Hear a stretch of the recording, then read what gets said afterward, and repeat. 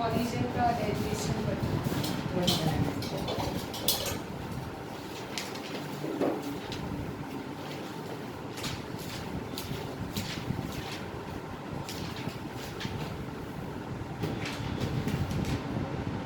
Elastic collision है one dimension.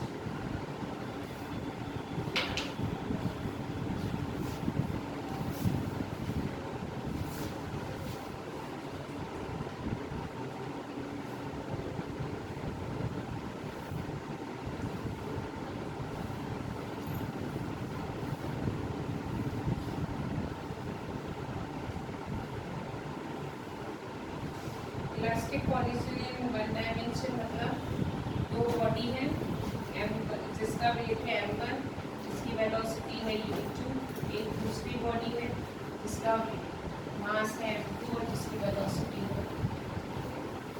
यहाँ पे u1 इज ग्रेटर देन, तो ऑब्वियसली थोड़ी देर में जाके ये बॉल से टकरा जाएगी। ये दोनों का कॉलिजन होगा M1 M2 collide during collision. क्योंकि ये वन डायमेंशन है इसलिए आफ्टर कॉलिजन भी ये एक ही डायरेक्शन में मूव करेंगे, बस इनकी वेलोसिटी क्या हो जाएगी, चेंज हो जाएगी। M1 की वेलोसिटी हो जाएगी v1 और M2 की वेलोसिटी हो जाएगी I1। समझो, this is the condition before collision and this is after collision. आगे बात समझ में तुम्हें निकालना है after collision what is the formula for velocity. ठीक है, v1 और v2 तो तुमको पता है क्योंकि ये इलास्टिक कॉलिजन है इसलिए मोमेंटम इज कंजर्व्ड। यस और नो? अगर ऐसा है तो m1 u1 plus m2 u2 is equals to m1 v1 plus m2 v2। यही होगा। ठीक है, ये मोमेंटम का फॉर्मूला होता है हमें। तो before collision mass into velocity is equals to after collision mass into velocity. m1 common लेना है तो इसको इधर ले आती हूँ तो ये बनेगा m2 is equals to v2 minus u2। This is equation number 2। ठीक है, तुमको पता है क्योंकि इलास्टिक कॉलिजन है इसलिए काइनेटिक एनर्जी इज आल्सो तो half m1 u1 square plus half m2 u2 square is equals to half m1 v1 square plus half m1 m2 v2 square। आगे बढ़ सकते इसमें m1 कॉमन लेते हैं, हाफ तो सारा कैंसिल हो जाएगा, कॉमन लेते हैं। m1 कॉमन लेते हैं तो बनेगा u1 square minus v1 square is equals to m2 रहेगा तो होगा v2 स्क्वायर माइनस v2। इसको लिख सकती हूँ m1 u1 plus v1 u1 minus v1 a square minus b square is equals to m2 v2 plus u2 and v2 minus u2। This is equation 1 divided by ये और ये cancel, बचा u1 plus v1 is equals to m2 v2 plus u2। यहाँ से हम लोग निकालते हैं u1 minus u2 is equals to v2 minus v1 होगा। इसको क्या करेंगे, इसको बोलेंगे relative velocity of first a with respect to b। Formula था अपना रिलेटिव वेलोसिटी का DAB is equals to BA minus DB। कल चैप्टर में पढ़ा तो इसको हम पढ़ेंगे। This is the relative velocity of A with respect to B before collision is equals to relative velocity of B with respect to A after horizon. इसका मतलब होता है velocity of approach is equals to velocity of separation. जिस relative velocity से हमने एक दूसरे को अप्रोच किया था, उसी रिलेटिव वेलोसिटी से वो एक दूसरे से अलग होते हैं। आई बात समझ में? अब उन्होंने बोला है what is the formula for P1 and P2। इससे P2 निकाल दें। P2 इज इक्वल्स टू हो जाएगा U1 minus U2 plus U1 minus U2 plus U2 P1। ठीक है, इसी इक्वेशन से। ओके, अभी हम लोग putting this value in equation 1। हम इसको इक्वेशन 1 में पुट कर रहे हैं, तो ये हो जाएगा m1 u1 minus m1 d1 is equals to m2 u1 खोल भी दूँ, की वैल्यू रख लो तो खोल देते हैं m2 u1 minus m2 u2 plus m2 v1 minus m2 u2 m2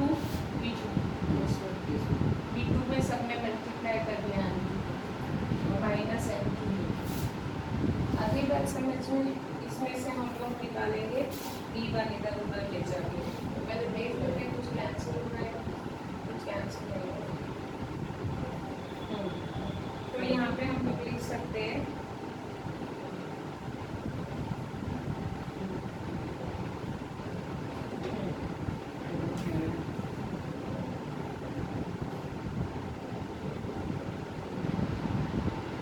हमको यहाँ से v1 अलग करना है और v2 अलग करना है। v1 किसमें है? इसमें है और इसमें है। तो इसको इधर रख देते हैं m2 plus m1 into v1। ठीक है, बाकी सबको इधर ले आओ। इधर लाएंगे तो बचेगा m1 u1 m2 u1। इसमें से u1 कॉमन लेते हैं तो अंदर बचेगा m1 प्लस नहीं माइनस इन दोनों में से। ठीक है, अब बचाइए दोनों इधर आके प्लस के हो जाएंगे। अंदर लिख लेते हैं m2, अच्छा सॉरी ये दोनों प्लस हो जाएंगे माइनस 2m2 u2।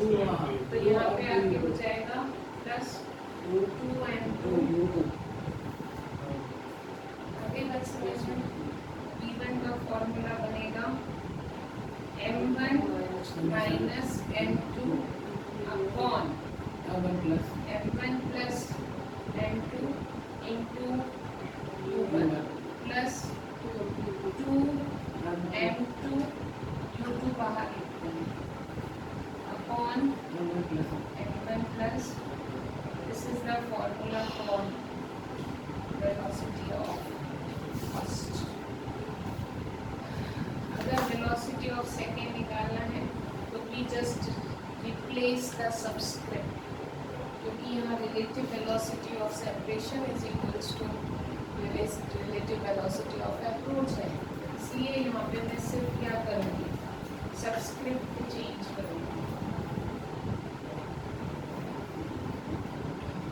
यहाँ पे m1 माइनस m2 था,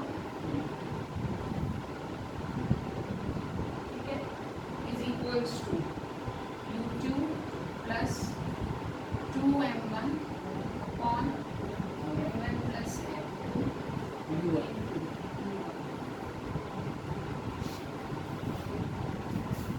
फॉर्मूला लगा होना चाहिए क्योंकि यहाँ पे u1 plus v1 is v2 plus u1 minus u2 is v2 minus v1। मतलब यहाँ पे रिलेटिव वेलोसिटी ऑफ सेपरेशन जहाँ 1 है वहाँ 2 है और जहाँ 2 है वहाँ 1।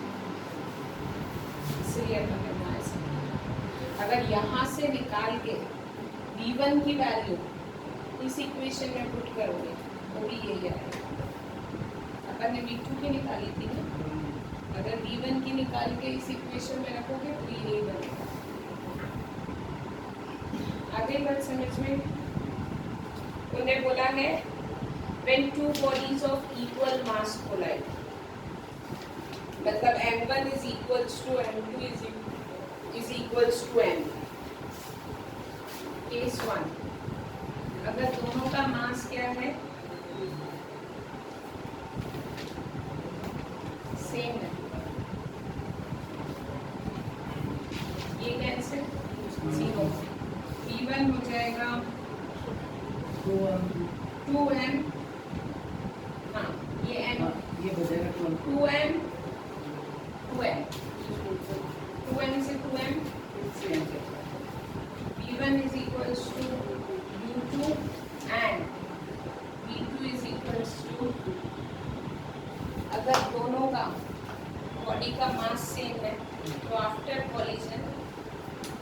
कॉलिजन इसकी जो इनिशियल वेलोसिटी थी उससे चलने लगेगा दूसरा v1 is equals to u2, मतलब ये दोनों मास सेम थे, दोनों एक जैसी बॉल की मास की टकराई, तो आफ्टर कॉलिजन जो v1 की वेलोसिटी होगी वो दूसरे की जो वेलोसिटी, मतलब एक ने अपनी वेलोसिटी दूसरे को दे दी आफ्टर कॉलिजन के बाद, बॉडी 2 ने अपनी वेलोसिटी बॉडी 1 को दे दी और बॉडी 1 ने अपनी वेलोसिटी बॉडी 2 को दे दी आफ्टर कॉलिजन। आई बात समझ में। तो v1 u2 से चलने लग गया और v2 u1 से चलने लग गया। अगर दोनों का मास सेम है तो ऐसा होगा। आई बात समझ में। Getting my point. अभी उन्होंने बोला है there velocity get exchanged, after collision उनकी वेलोसिटी क्या हो जाती है, एक्सचेंज हो जाती है। केस 2, अगर मान लो दो बॉडी है जो इक्वल मास की है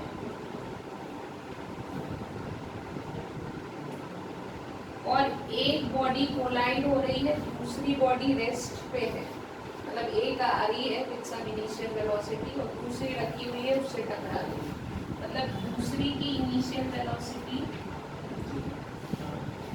दूसरी बॉडी रेस्ट पे है, ये आके इसमें घुस गई तो क्या होगा।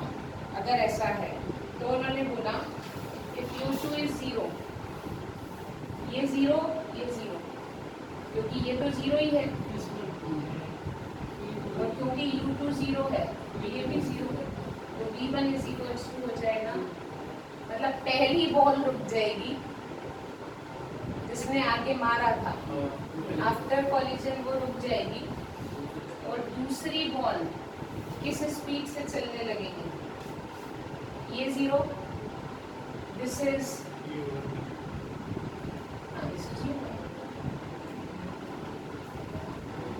तो अगर मान लो ये बॉल रखी हुई है, ये आके इसमें घुस गई तो आफ्टर कॉलिजन ये बॉल चलने लगेगी, पहली वाली बॉल आगे बात समझ गेटिंग माय पॉइंट। अब उन्होंने बोला when a lighter body collides, ये केस 2 पढ़ लेना, आ जाएंगे समझ के, इसमें नहीं समझना ऐसे लड़ोड़ा है किसी में भी दिए हो तो केसेस। अब अपन पढ़ते हैं perfectly in elastic collision.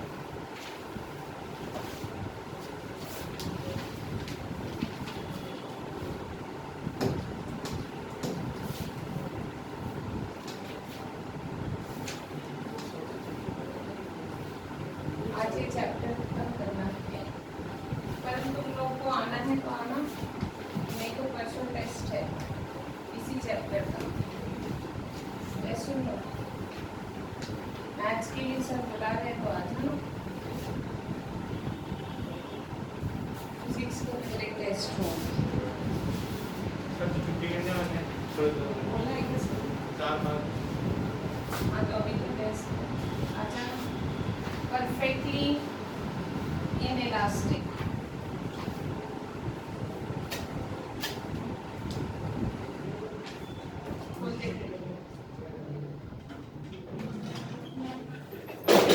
In one dimension.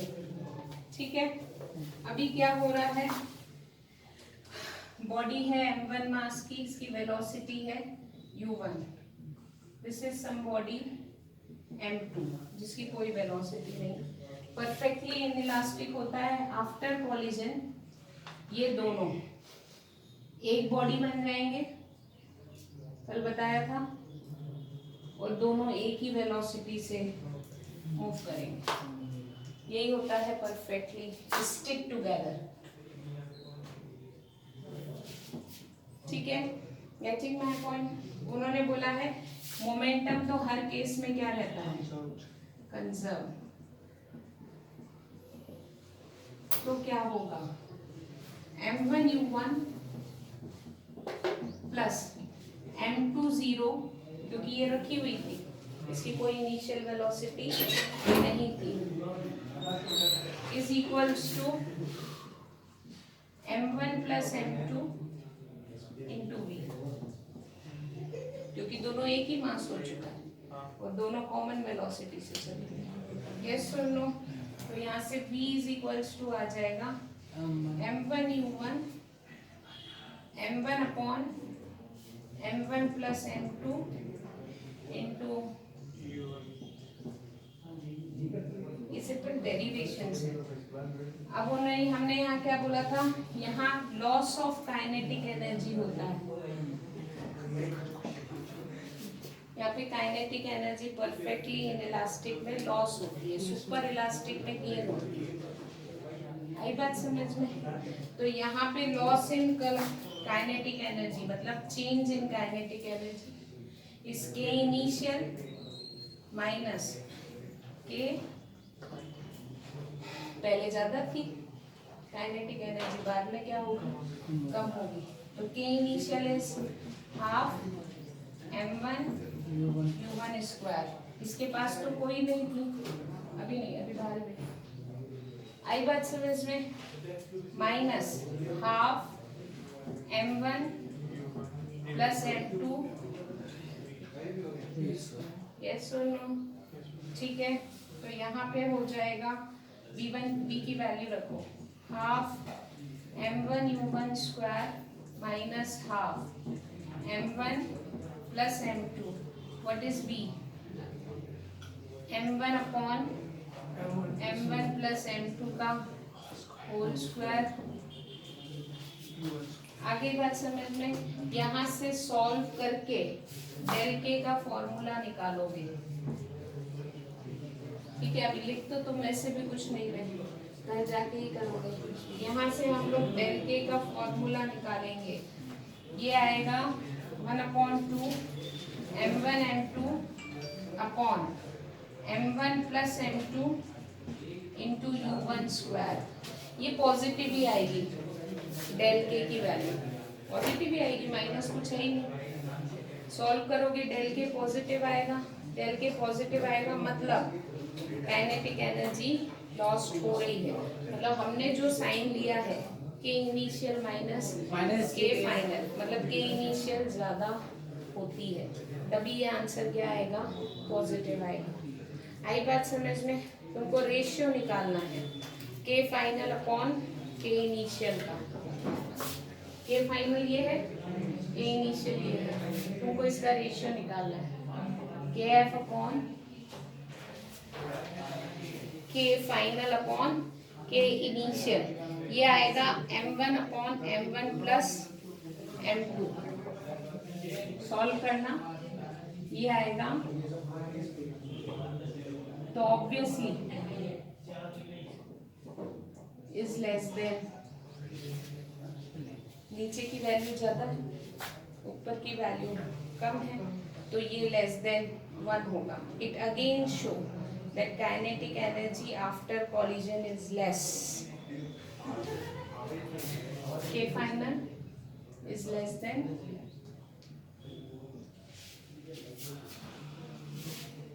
इससे फिर पता चलता है कि फाइनल काइनेटिक एनर्जी कम और इनिशियल काइनेटिक एनर्जी ज़्यादा होगी, मतलब यहाँ पे लॉस है किसका, काइनेटिक एनर्जी का। आई बात समझ में? Last derivation, elastic collision in two dimension. समझा देती हूँ, डेरिवेशन करना है। Elastic collision in two dimension मतलब अब अपने को एक प्लेन चाहिएगा।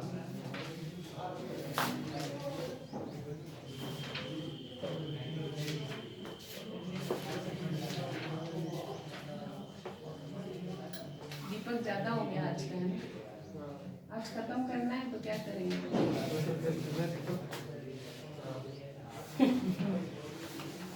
Elastic collision in two dimension.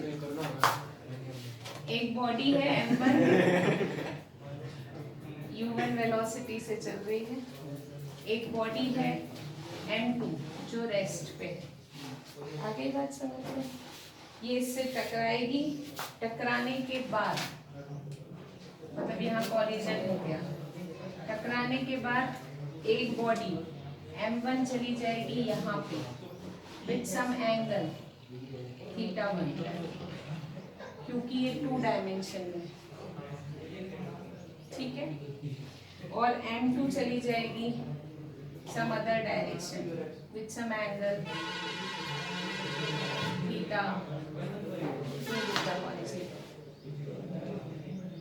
इसकी वेलोसिटी होगी v1 और इसकी वेलोसिटी होगी,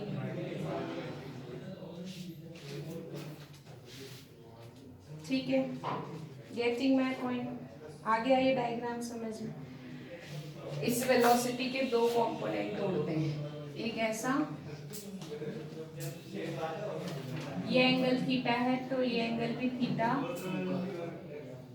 तो ये हो गया v2 cos θ2, ये हो गया v2 sin θ2।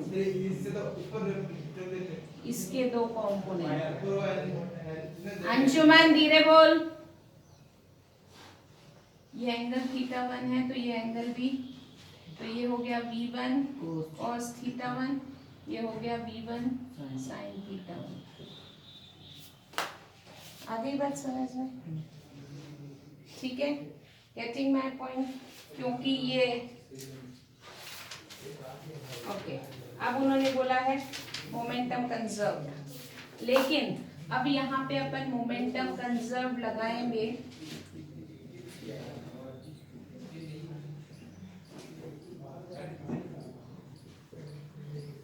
Momentum conserve.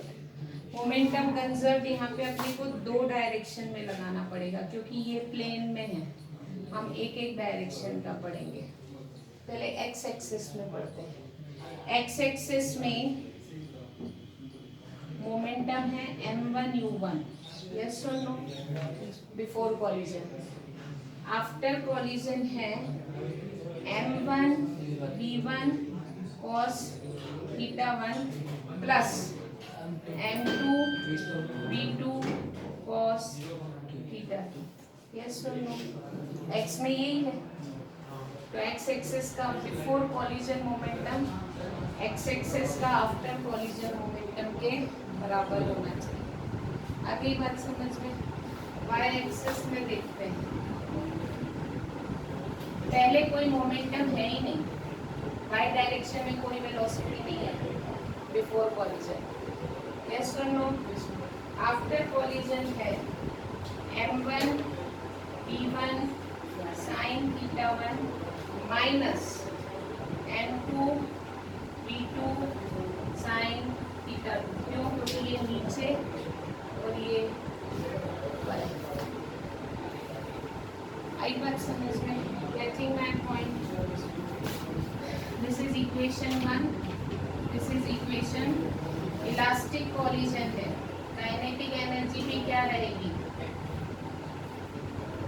Conserve, yes और नो? ठीक है, ये एनर्जी है, एनर्जी का कोई डायरेक्शन नहीं होता, it is an scalar quantity, इसलिए यहाँ एक्स एक्सिस वाई एक्सिस नहीं होगा। मोमेंटम वेक्टर क्वांटिटी, इसलिए एक्स एक्सिस वाई एक्सिस लिया। यहाँ पे half m1 u1 square kinetic energy before collision is equals to kinetic energy after collision, yes और no? ये हमारे पास 3 इक्वेशन है और 4 अननोन्स हैं। हमको यहाँ v1 भी नहीं पता, v2 भी नहीं पता, θ1 भी नहीं पता और θ2 भी नहीं पता। अगर हमको एक की वैल्यू गिवन हो तो हम इन 3 इक्वेशन से 3 अननोन सॉल्व कर सकते हैं। आगे बात समझ में? तो अगर न्यूमेरिकल आएगा तो तुमको ये तीनों इक्वेशन बनाते आनी चाहिए और एक की वैल्यू तुमको गिवन रहेगी, बाकी 3 तुमको निकालना पड़ेगा। आई बात समझ में? Getting my point? ओके, ठीक है। एक छोटा सा लास्ट में टॉपिक है कोएफिशिएंट ऑफ रेस्टिट्यूशन, है और इधर कुछ तो है। Coefficient of restitution,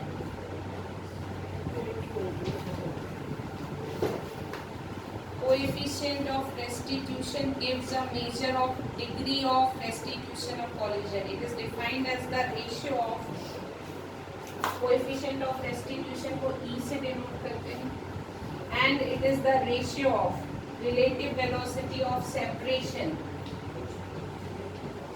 upon relative velocity of approach का magnitude, मतलब साइन वाइन से कोई लेना देना।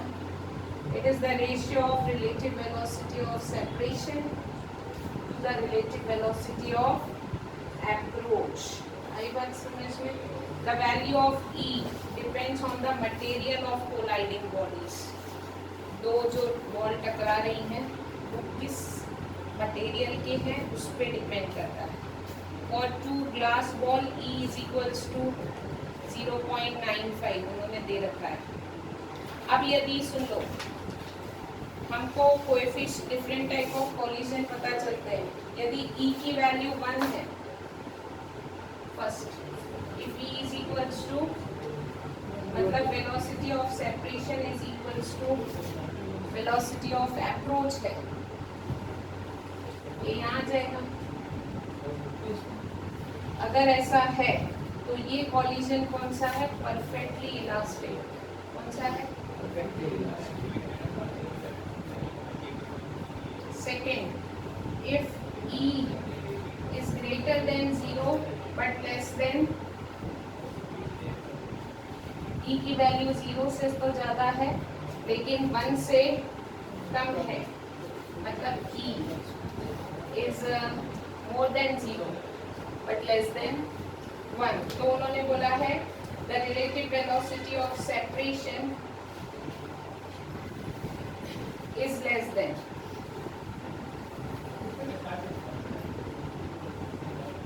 ऐसा होगा। अगर E की वैल्यू 0 से ज़्यादा और 1 से कम है तो ऐसा होगा। 0 से ज़्यादा 1 से कम यानी 0 से ज़्यादा मतलब E is equals to हम लिख सकते हैं 1 से कम, मतलब डिनोमिनेटर बड़ा है। कोई भी वैल्यू 1 से कम है यानी डिनोमिनेटर ऐसा ही होगा, इस टाइप का कुछ होगा। 2/3 वैल्यू 0 से तो बड़ी आएगी पर 1 से छोटी, मतलब ये ज़्यादा है, नीचे डिनोमिनेटर इसका ज़्यादा है, मतलब ये भी ज़्यादा, ये ज़्यादा है और ये मतलब relative velocity of approach body before collision जो आके टकराई थी दोनों में बहुत अंतर था। आफ्टर कॉलिजन उनकी वेलोसिटी में ज़्यादा अंतर नहीं था। Relative velocity of approach is greater than relative velocity of separation. तो याद रखना ये कौन सा कॉलिजन होता है? Inelastic. Getting my point? Third, if E is equals to 0,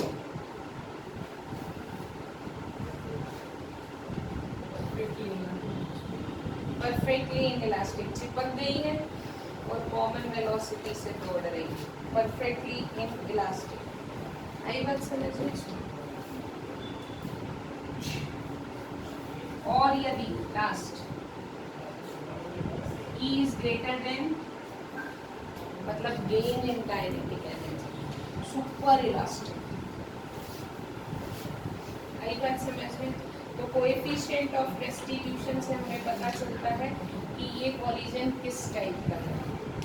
आई बात समझ में? Getting my point? So this is all about your chapter और एनर्जी एंड पावर।